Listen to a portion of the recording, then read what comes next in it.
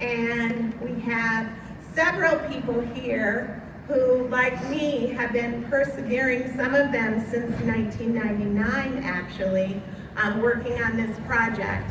Bob Fisher, Scott Bell, Russ Kramer, Dennis Higgins, and there's two members of our committee who were unable to come today. That's Dr. Daryl Fisher and John Clemens.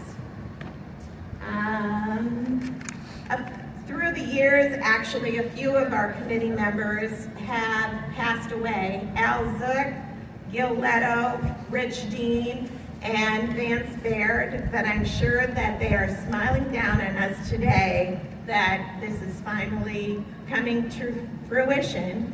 So now it's my honor to introduce Russ Kramer, a member of the Pavilion Committee and the director of the Mason City Municipal Band, to say a few words. Russ?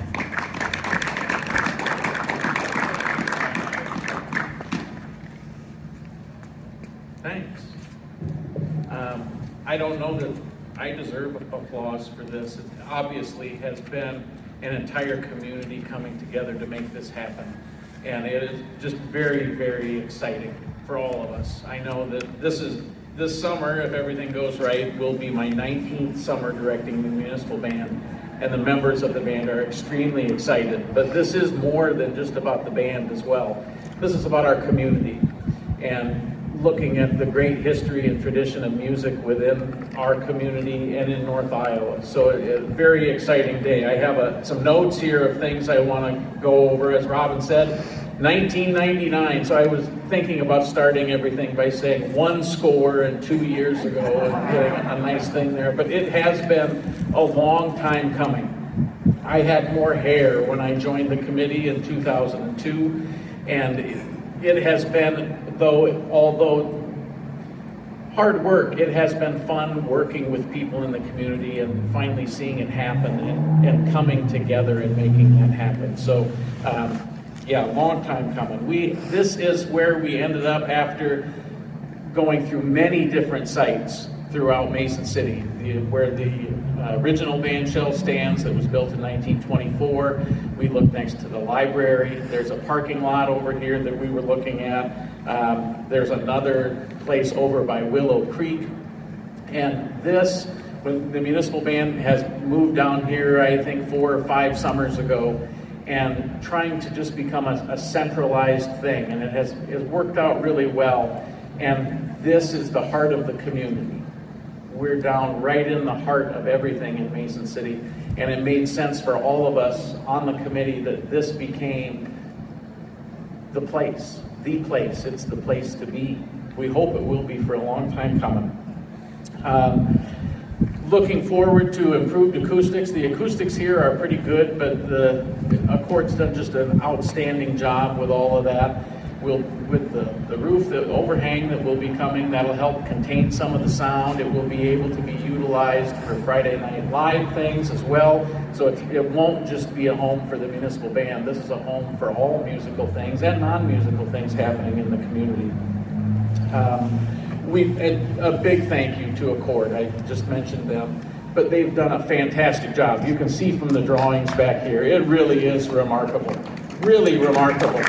So if you haven't looked at them closely, they did a great job of tying in the historic architecture of Mason City and making it something that's going to tie right into the Park Inn. So you'll walk around the Park Inn and see stuff that ties right in. So it's not just acoustically better, it's going to be a beautiful, beautiful venue for all of us. So they talked to the musicians, the people on the committee, to make sure they had what they needed. So thank you to all of you. Really, really great work as far as I'm concerned. Also, thanks to Hinkle Construction. You can see their banner out here. They received the bid to do this, and we're really happy that a local organization is able to do that and keeping the business here. They care about Mason City as much as we do, and so big thanks go to them, and thank you. We know they're going to do a great, great job. We also, if you can take a look at it, will be back-to-back performance areas. So there will be the outside area that we're standing in right now, but there will be one on the inside of the mall. And I know we had to cancel Tuba Christmas this year because of the pandemic, but They're coming back in 2021, and so rather than being down where it's all congested, they're going to have a great place to perform there. If inclement weather for our concerts, or for anybody else that wants to be inside, we'll have a performance venue right behind us on the inside of the mall that will serve very well. Thank you to all of my colleagues on the committee as well. It has been a long ride, but it's been a fun one, even with all our frustrations and loss of hair. It has still been good. And on behalf of our entire committee, thank you to all of the donors that have contributed to the effort. We've raised quite a lot of money between grants and individual donations. Principal, obviously, put a big chunk in for naming rights, and so everyone that has put in, huge thanks to all of you, much appreciated. And I don't think I have anything else to say, so thank you very much for being here.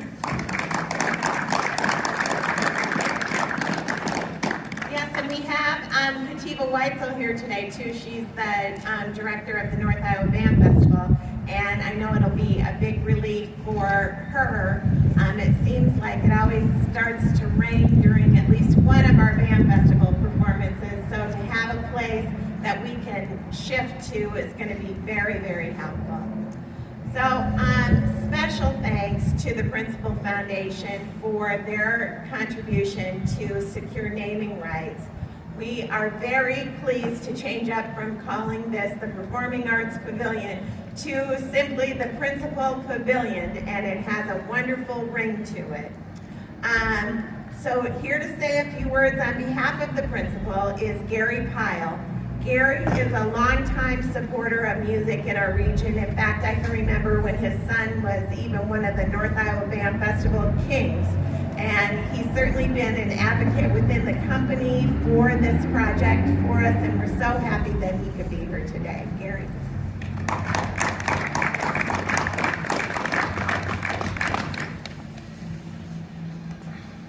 Thank you, Robin, and thanks Russ and the entire committee for being involved with this whole project. As Robin said, I've got a long personal commitment to music. My son was band king candidate. My daughter is a choral K-12 choral director in Rockford. She's done that. That was always her passion. It's always been a part of my passion. You know, it's really nice for principal to have the opportunity to participate in this. But when Russ, you started talking a little bit about the heritage, the music heritage we have in North Iowa, and that's what I really see this as being. It's not just brick and mortar.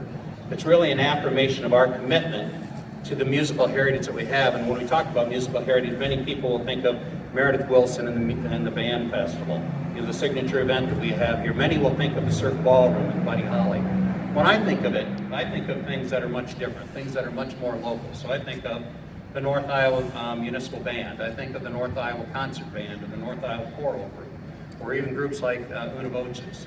Or I think of the choral directors that on a daily basis, and the band directors that come together with their students to infuse and give them the passion that they have for music, and how they can convey a message with their voice outside of just talking.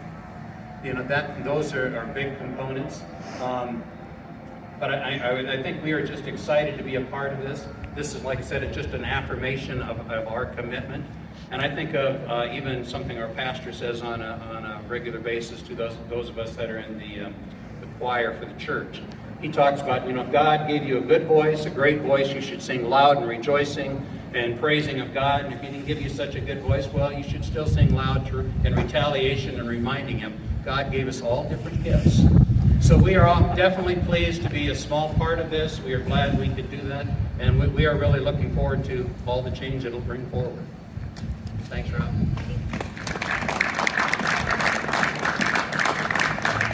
And certainly this project never would have happened without the support of the City of Mason City. Our City Council understands the importance of treating Southbridge as a community asset, and repurposing this 1980s mall into a center for arts and entertainment is an important economic move for our community. I'd like to call on our mayor, Bill Schickel, to make a few remarks on behalf of the city.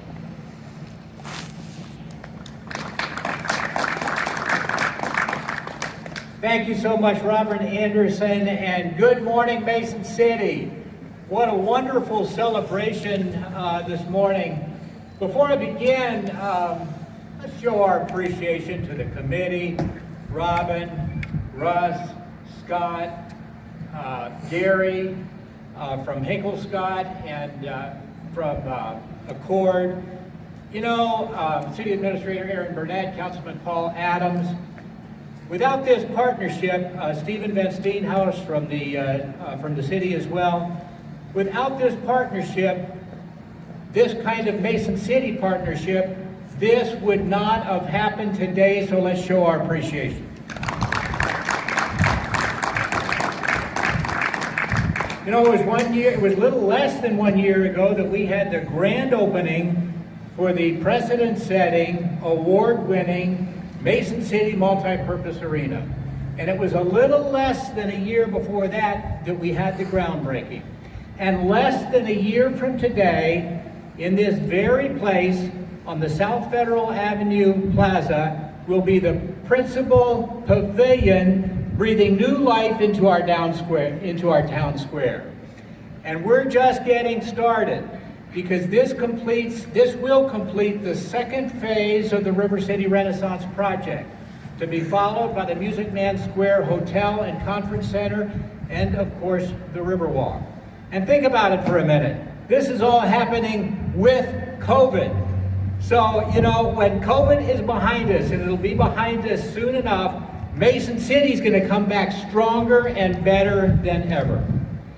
You know, our forefathers would be proud. Meredith Wilson would be proud. Frank Lloyd Wright would be proud, because they had a dream that this city we love could be a shining example of the very best that America has to offer. Thank you for helping to make that dream come true today. So let's get started with the main event now, a COVID-friendly groundbreaking.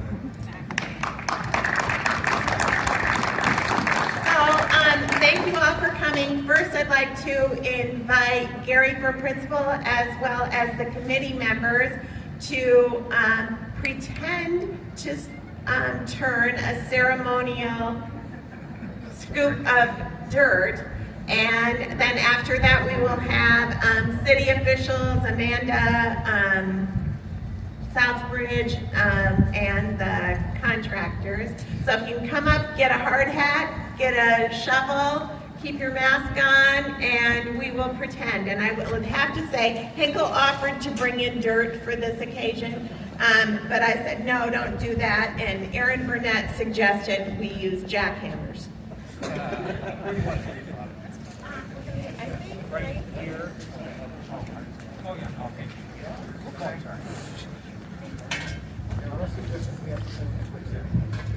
There we go.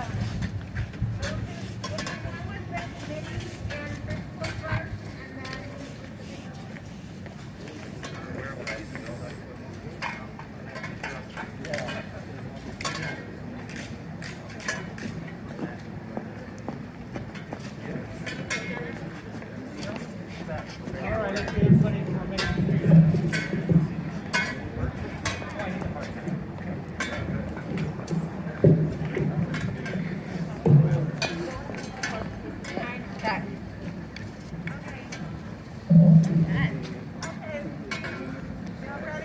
Okay, is everybody smiling? Okay, look this way. 2, Keep looking. 3, and shovel!